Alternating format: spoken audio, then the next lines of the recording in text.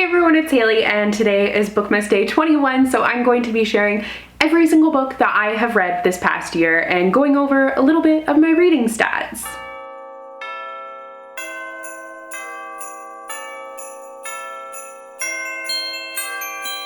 Before we get into the video, don't forget to subscribe and click the bell icon so you'll be notified whenever I post. I'm posting a new video every single day for the entire month of December, and I will also have the Bookmas playlist linked down below for you guys so you can get caught up. This year, like any other year, I started out with the goal of reading 100 books, and I didn't make it because I know I've said it a million times, but things were so busy. With the move, there was a really long period of time when I wasn't able to read. However, I started off the year on like a great note and I got a lot of books done in the very beginning of the year. So I still was able to read, I forget the specific number, 83 books. So I ended up lowering my Goodreads goal to 80 just because it's a personal goal for me and I like hitting it. It would really bug me if like one year I didn't hit it and I have completed for all the other ones. So since it's just a me thing, I decided to lower my goal so that I did actually hit that goal. In 2020, I did manage to read 100 books, but I still, like, my pages read isn't that far off. So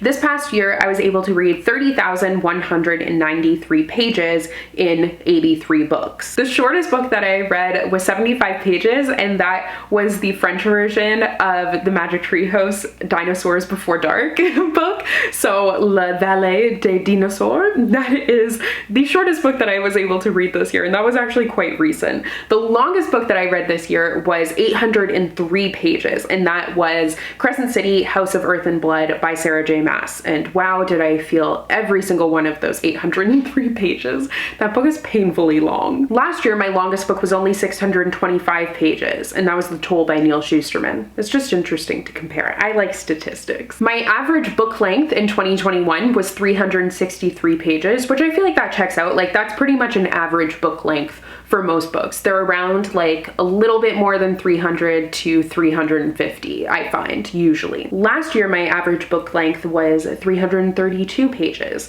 So that's a difference of 30 more pages this year. 31 if we want to get really specific. The most popular book that I read this past year is actually one that I read twice, and that is Atomic Habits by James Clear. I'm not surprised that this is the most popular because a lot of people really love self-help books, and this book has been recommended so much. And I do think it's really good. I read it twice to like try and really get the message from it, but 837,303 people also shelved that book.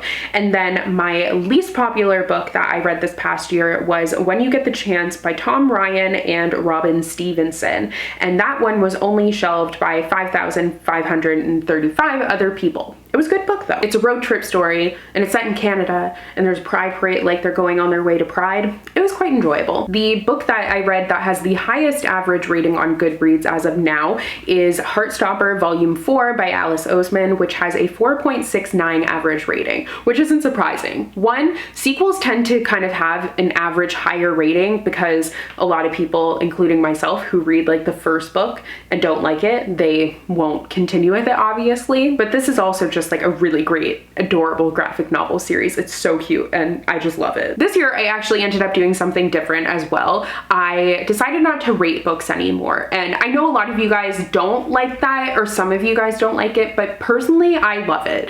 I find it has been so liberating because I would really struggle to like narrow down what star rating to give a book, because one 3-star is different than another 3-star. It doesn't mean it's a bad book. It doesn't mean it was amazing. Like, it just varies so much. And I know you could do like 1 to 10 stars, but that would be way too overwhelming for me. So just not giving a rating has been really amazing. I know it's not the best for like if you guys want to see like quickly if I liked something, but you can generally get it from the first sentence of my Goodreads review, which I'm going to get back to doing my like paragraph long Goodreads reviews this next year. The only reason that I stopped is because of the move, but it is something that I definitely like to get back to because it's also really helpful for me since I forget everything and I'm trying to remember like how I felt about a book. But honestly, no regrets with like not rating things anymore. It has been liberating. I have the freedom, like I can really sit and mull it over too, because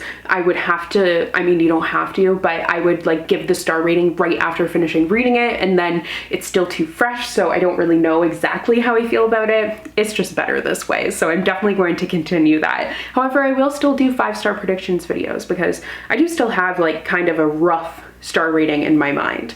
It's like the middle that gets fuzzy. So now I'm going to share every single book that I have read this past year. I'm not going to be giving like a synopsis or anything, but I did do recent reads videos the whole year. So if there's a book that you wanted to hear my thoughts on, I will have all of my recent reads videos linked down below for you guys. Actually, I'll probably just do like the 2021 playlist, and then those videos have like timestamps in the description, so then you can see exactly what I'm talking about, like whatever book you might be interested in. Also, this is from December of last year to like mid-November of this year, because with Bookmas it's just easier if I cut it off at that point. So I know it's kind of confusing, but that's what my reading year is. So without further ado, here are the 83 books that I read this past year. They Went Left by Monica Hesse, In a Holidays by Christina Lauren, The Ballad of Songbirds and Snakes by Suzanne Collins, Real Men Knit by Kwana Jackson, The Lives of Saints by Lee Bardugo, Invictus by Ryan Groudon, Don't Read the Comments by Eric Smith, We Are Not Free by Tracy Chi, Concrete Rose by Angie Thomas, A Deadly Education by Naomi Novik. This actually was a DNF, but I mark my DNFs as red because I spent time on it, and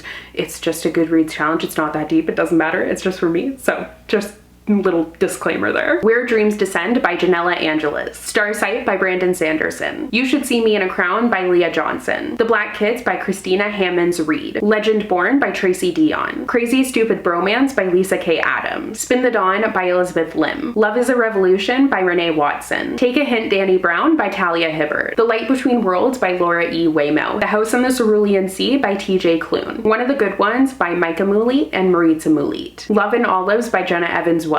This is kind of an epic love story by Kaysen Calendar. The Blackbird Girls by Anne Blankman, Now That I Found You by Christina Forrest, Star Daughter by Shveta Thakrar, Unbirthday by Liz Braswell, A Cuban Girl's Guide to Tea and Tomorrow by Laura Taylor Namey, The Soulmate Equation by Christina Lauren, Ray Bearer by Jordan I. Fueco, The Inheritance Games by Jennifer Lynn Barnes, Sky Hunter by Marie Lu, Kind of a Big Deal by Shannon Hale, Today, Tonight, Tomorrow by Rachel Lynn Solomon, The Downstairs Girl by Stacey Lee, When You Were Everything by Ashley Woodfolk, Tales from the Hinterland by Melissa Albert, Lost in the Neverwoods by Aidan Thomas, I Love You So Mochi by Sarah Kuhn, The How and the Why by Cynthia Hand, Saving Savannah by Tanya Bolden, Crescent City House of Earth and Blood by Sarah J. Maas, I Want to Be Where You Are by Christina Forrest, Chasing Lucky by Jen Bennett, A Taste for Love by Jennifer Yen, Paris is Always a Good Idea by Jen McKinley, A Pho Love Story by Loanne Lee, Wings of Ebony by J.L., Take Me Home Tonight by Morgan Matson, Dial A for Aunties by Jessie Q. Sutanto, Blade of Secrets by Trisha Levenseller, Heartstopper Volume 4 by Alice Oseman, Tokyo Ever After by Miko Jean, In Deeper Waters by F.T. Lukens, Early Departures by Justin A. Reynolds, What's Not to Love by Emily Wibberley and Austin Sigmund Broca, Luck of the Titanic by Stacey Lee, People We Meet on Vacation by Emily Henry, Full Disclosure by Cameron Garrett, The Falling in Love Montage by Kara Smith. I know that it's an Irish name, and I'm pretty sure that's how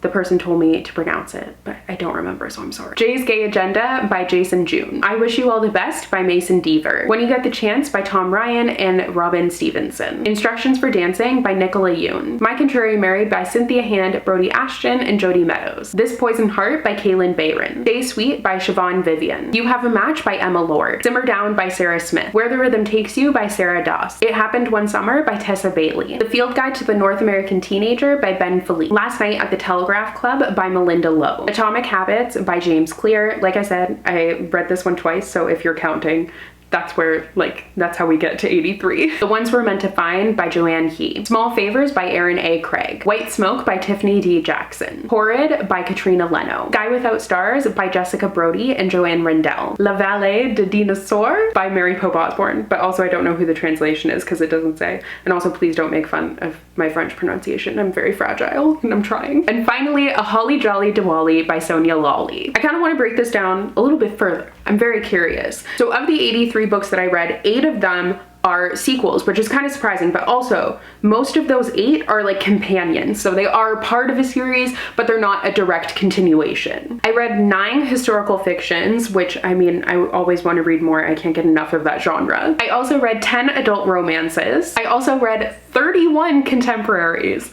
That was like so much more than I was expecting, but I read a lot of contemporary. That's pretty much all I can read when I'm busy, so that's not all that surprising, I guess. It just seems like so many. I also read 20 sci-fis or fantasies, which is higher than I thought it was going to be. And the rest of the books that I read this year, it's just like a mix. There's some mystery in there, some thriller, but I feel like those are like the main genres that I wanted to go over. I think that does describe me pretty well as a reader though.